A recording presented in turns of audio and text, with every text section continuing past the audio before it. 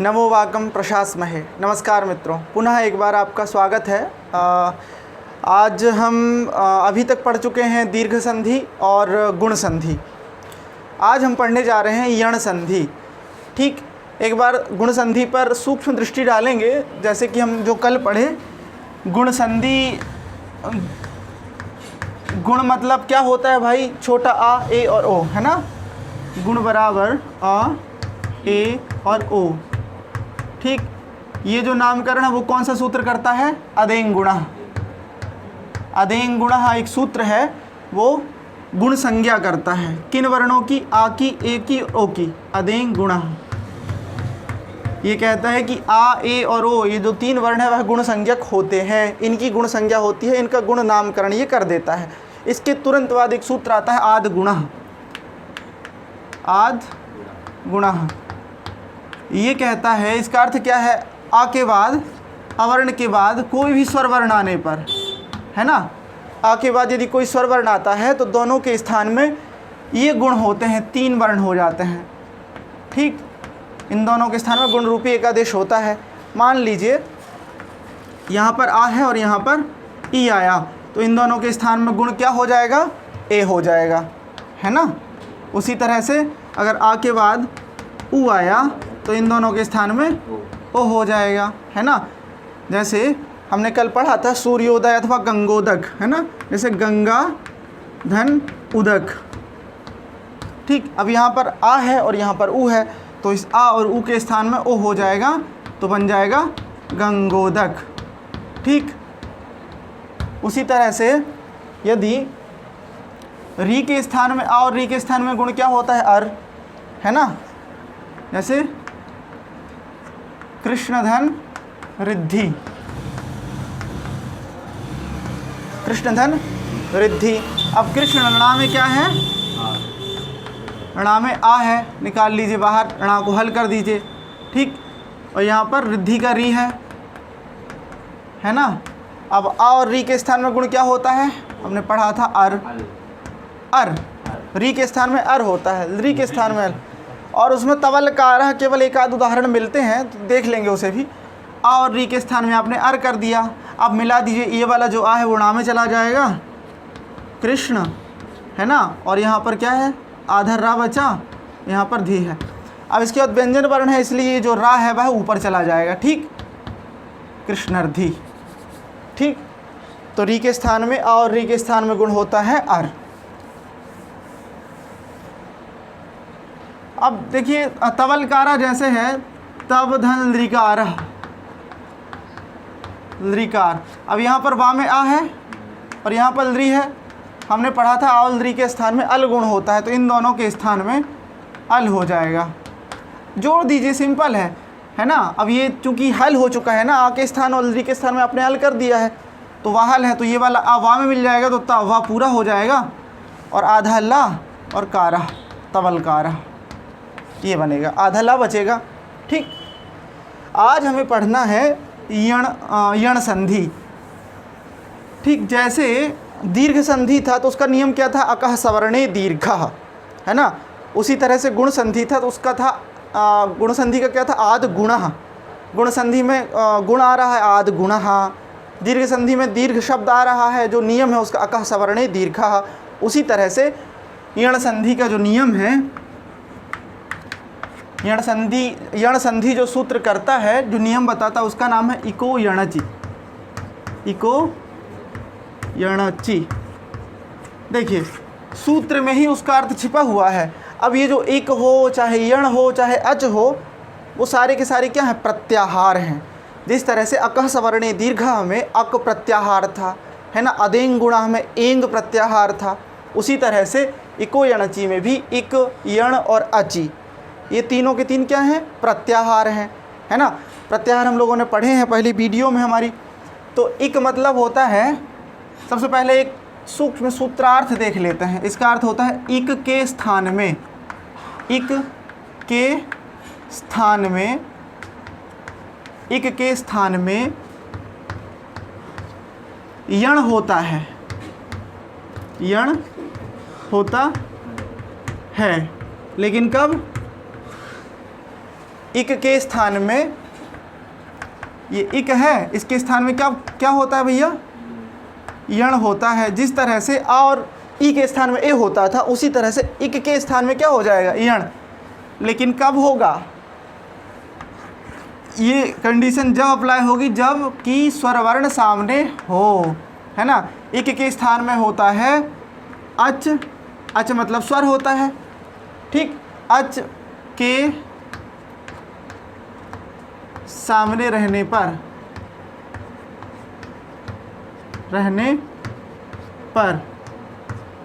इकः स्थाने यण स्यात् अचि परतः, है ना। इक के स्थान में यण होता है अच के सामने रहने पर। मान लीजिए यहाँ पर इक है और सामने अच है, अच मतलब होता है स्वर, ठीक। कोई भी स्वर वर्ण अगर सामने है, यहाँ पर अगर इक है तो इस इक के स्थान में क्या हो जाएगा, यण हो जाएगा, ठीक। इतना क्लियर है।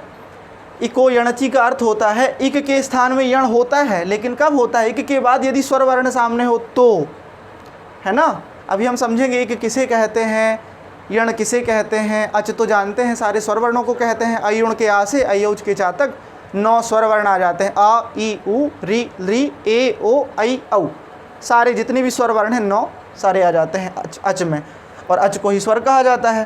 तो इक के स्थान में यण होता है, ठीक। अब देखते हैं हम एक बार कि इक किसे कहते हैं, यण किसे कहते हैं।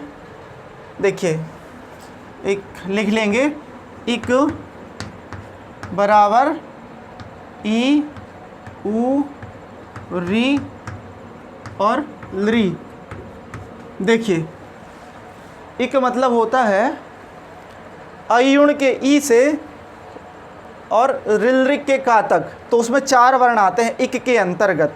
इक मतलब होता है ये 4 वर्ण, ठीक। प्रत्याहार क्यों किया जाता है जानते हो, प्रत्याह्रियन्ते संक्षिप्यन्ते, है ना, जहाँ पर वर्णों का संक्षेपीकरण होता है। अब मान लो, अब ये 4 वर्ण कहते पाणिनि कि ई, उ, री, लरी के स्थान में क्रमशः या, व, रा और ला होता है, तो थोड़ा सा टाइम अधिक लगता है ना। अब उन्होंने क्या कह दिया, इको यणचि, केवल इतना कह दिया। इतने में हमने समझ लिया कि इक के स्थान में यण होता है अच के सामने रहने पर, इतना सारा।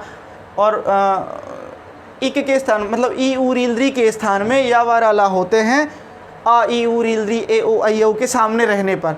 इतना सारा बड़ा हो जाए, इसलिए प्रत्याहार किए गए हैं, है ना, कि संक्षेपीकरण के लिए।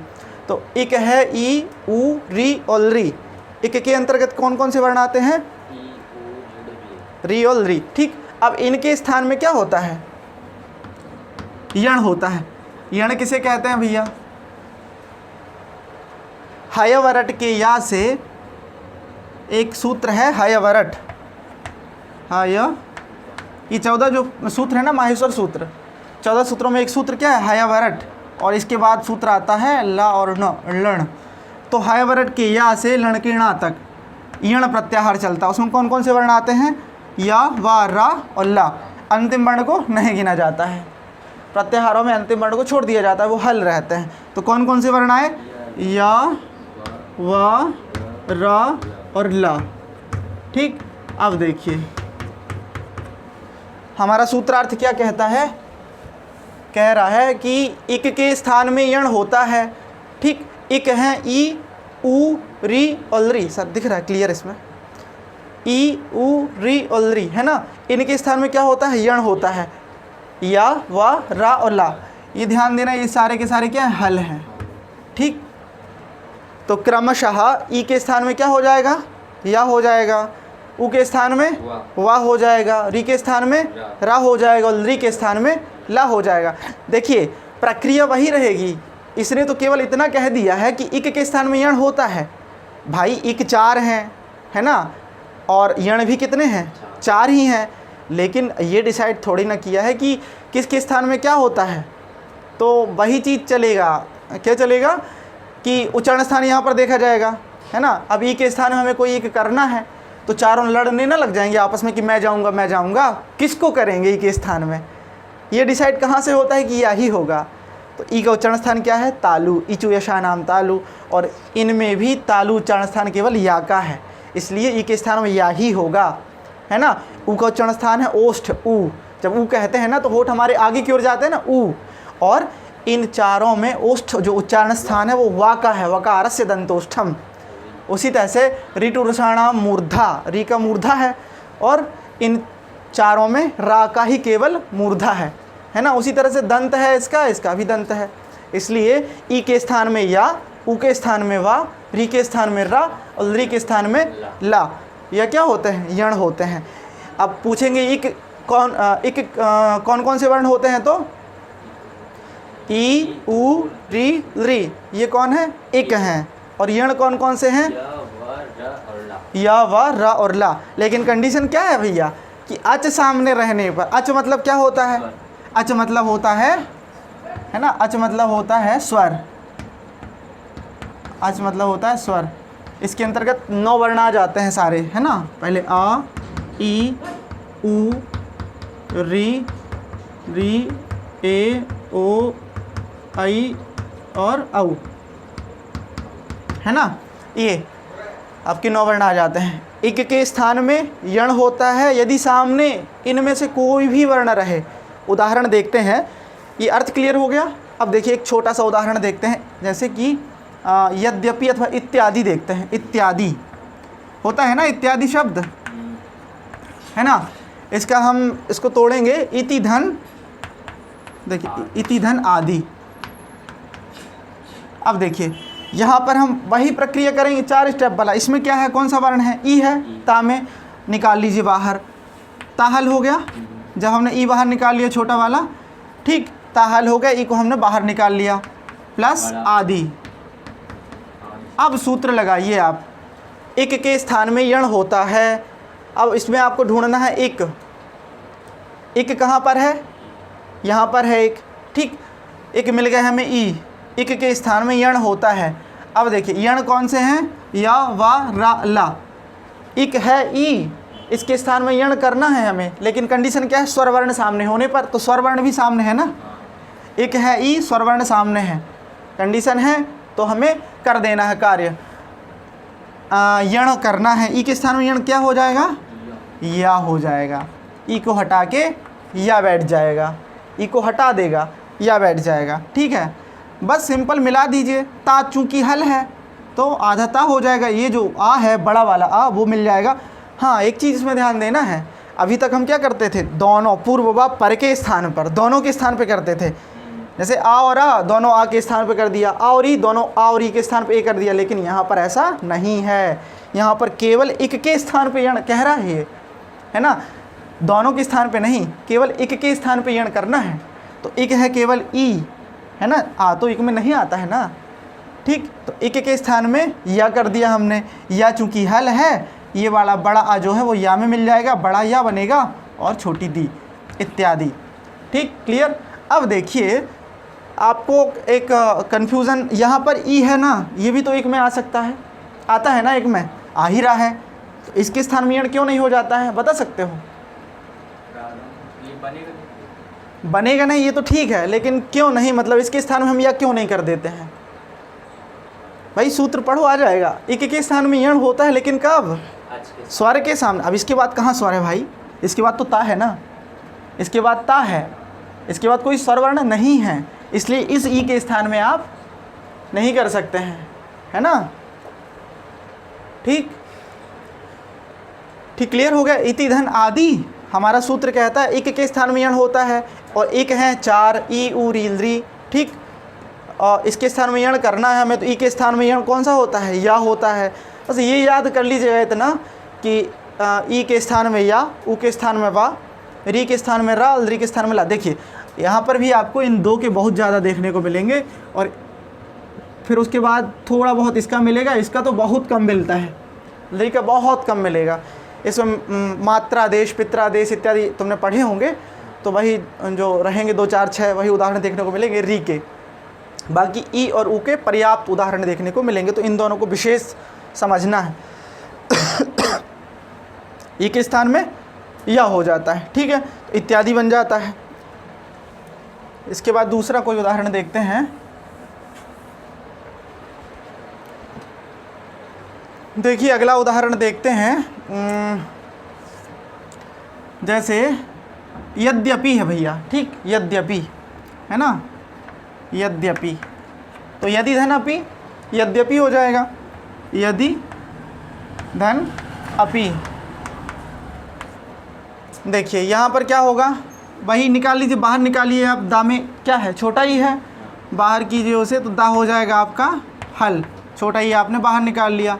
यहाँ पर अपि का आ है, तो इसके बाद तुरंत सूत्र आएगा कौन सा, इको यणचि, है ना।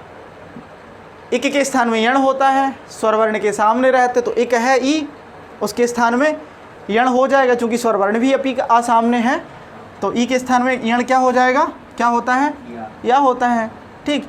नॉर्मली आप इतना ध्यान रख सकते हैं, ई के स्थान में या, ऊ के स्थान में बार, ई के स्थान में राल, री के स्थान में लाल। अगर कोई पूछे कि अब कैसे पता आपको कि ई के स्थान में या ही होता है, चूँकि पाणिनि जी तो केवल इतना कहें कि इक के स्थान में यण करना है, उन्होंने ये तो नहीं बताया कि ई के स्थान में या करना है ना।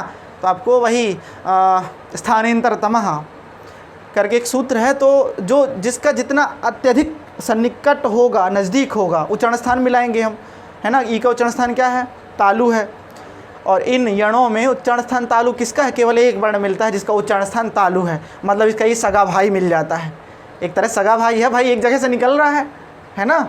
उसी तरह ऊ का भाई वाह है, दूसरे नहीं, इसलिए ऊ के स्थान में वाह ही आएगा, है ना। री के स्थान में केवल रा ही आएगा, और री के स्थान में ला आएगा, ठीक। तो इस ई के स्थान में कर देंगे आप या हल रहेगा, बस। अब क्या है, जोड़ दीजिए, ठीक, या दाहल है, तो और ये वाला जो आ है वो द्या में मिल जाएगा, है ना, द्या पूरा हो जाए, दा और या, दा प्लस या बराबर द्या, है ना, प्लस छोटा आ बराबर द्या। द्या कैसे बनता है, दा और या को मिला के तो बनता है, जैसे विद्या, विद्या में दा और या है, आधा दा है, या में बड़े या की मात्रा है, ठीक। उसी तरह से दा और या मिल के द्या बना, और ये वाला जो आ है वो इसमें मिल गया, तो द्या पूरा हो गया, और पी, यद्यपि, ठीक।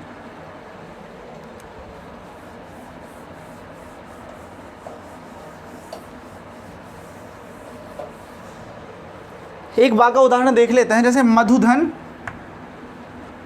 अरि। अब देखिए यहाँ पर ऊ है, धा में क्या है, छोटा ऊ है, धा को हल कर लेंगे, बाहर ऊ निकाल लेंगे आप, और यहाँ पर अरि। अब देखिए स्थिति, इक के स्थान में यण होता है, अच के सामने रहने पर, इक है क्या, ऊ, एक आता है ना, ऊ आता है ना एक के अंतर्गत, तो एक मिल गया हमें, इसके स्थान में हमें करना है यण, ठीक, और स्वर वर्ण सामने है ही, मिल गया, तो ऊ के स्थान में यण क्या होगा, वाह होगा।